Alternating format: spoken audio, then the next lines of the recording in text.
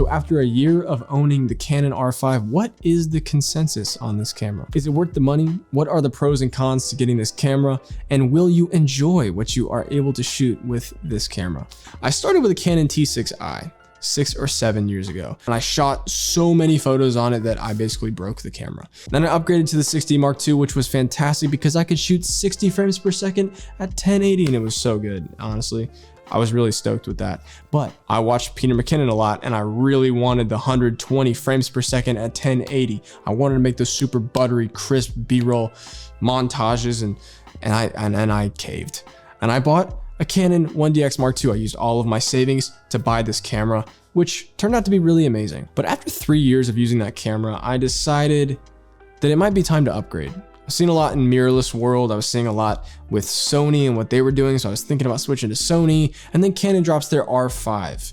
And I waited a while because I don't like getting gear right after it drops, because then I just feel like the new iPhone addict who just buys every single iPhone release. I don't like that. I like to feel like my gear serves a purpose. It serves a purpose of allowing me to execute the vision that I have in my head, whether it's for myself or for the client or for my creativity or whatever it is. Anyway, the Canon R5, I decided to buy it, and it is honestly my favorite camera I've ever owned. Basically, everything that I do is shot on a Canon R5 now, and I love it. So let me tell you the downsides of it really quickly.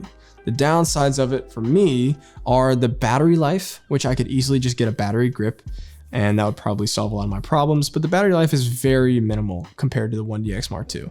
Now, the 1DX Mark II is a giant of a camera. The battery life lasts a long time on that camera, but the Canon R5 takes these silly little LP6 batteries, and I run through 3 or 4 on a shoot typically. And so that's something to watch out for if you want that. Secondly, the file sizes are a little large. They're like 60 megabytes per photo if you're shooting RAW, and the video sizes are really large, especially if you're shooting 4K. So that's just something to look out for. But I think that just comes with the territory of any camera that you're gonna buy nowadays. They're all producing gigantic file sizes for their photos. So what are the upsides to this camera? Why do I like using it so much? Number one, and this might be an underrated feature of this camera, but it matters to me. This is my 1DX, okay? This is a massive camera. I used to carry this around to try to get B-roll or just to shoot for fun. I love to shoot my daily life and walk around and just take photos for fun. And that's a lot to carry around a lot of times. And the Canon R5 is just a normal size camera body, easy to carry around, kind of unassuming. So that was a big plus for me, was the size and the compactability of that camera. I can carry it wherever, I can put it in my backpack, I can do whatever with it, and totally durable, totally fine. Second thing I thought was cool was I can shoot in 4K. Now, I actually don't shoot in 4K a lot just because the work that I do doesn't demand it. And also the file sizes are really large. So I need to buy a ton of these little SSDs, and they're expensive. I've probably spent $2,000 on SSDs in my lifetime, and it's a lot. But it is really nice to be able to shoot in 4K. And if a client needs it, if somebody's expecting to be shot in 4K, I can do that. It can also shoot in 8K, which I'm not sure if my computer could even handle, but that's also a really nice plus to have.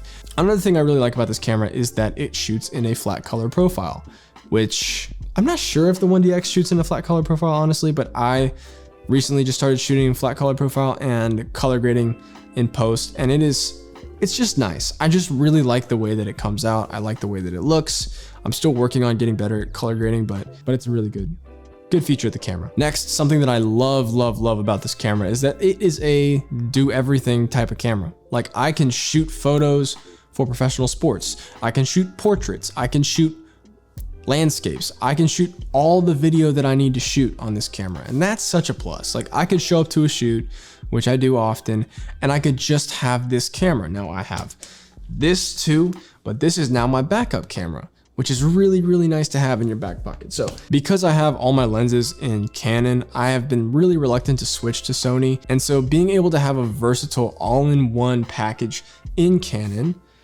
is something that I really look for in a camera. Also, my lens setup for this camera right now is just 2 lenses. I have a 24-70 2.8 EF lens with an adapter on it to make it fit the R5 body, which by the way works really well. I was kind of worried about that with the adapter, how it would look. I have yet to experiment with the RF lenses because they're so expensive, and I really want to get one, but I just haven't dropped the money on it because it is really expensive.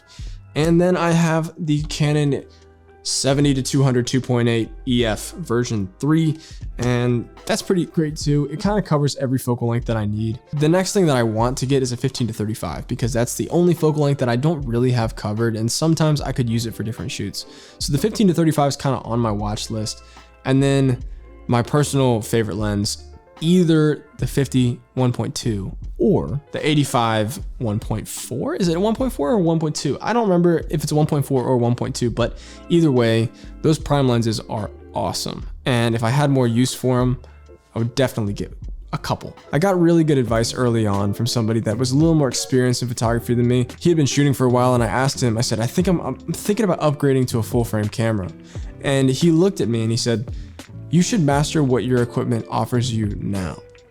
Because if you move on from this camera without mastering everything that the T6i has to offer, you're gonna have a harder time adjusting to a camera that is less beginner focused and more professional focused. I used to think that the gear would help me take better photos, would help me do better things with my photography. And at the time, I was kind of wrong to see it that way. I just needed reps. I just needed practice. I could make photos on my iPhone every day and get better at the skill of photography. You don't need the megapixels. You don't need the frame rates.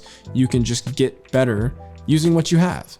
And I think that's the main message that I want to say in this video. I used to think that gear was the end all be all, that you needed to have the latest greatest thing. And now I see that there's something so special about the limitations of your current equipment, about taking what you have and going and creating something awesome in the world just with what you have at your disposal. But if you're thinking about switching to the Canon R5, I upgraded from the Canon 1DX Mark II. After using it for a year, I think it's an upgrade. I would buy this camera 100 times over. I think it's an amazing camera, and I'm excited to keep using it. So yeah, thanks for watching, and I'll see you in the next video. Peace.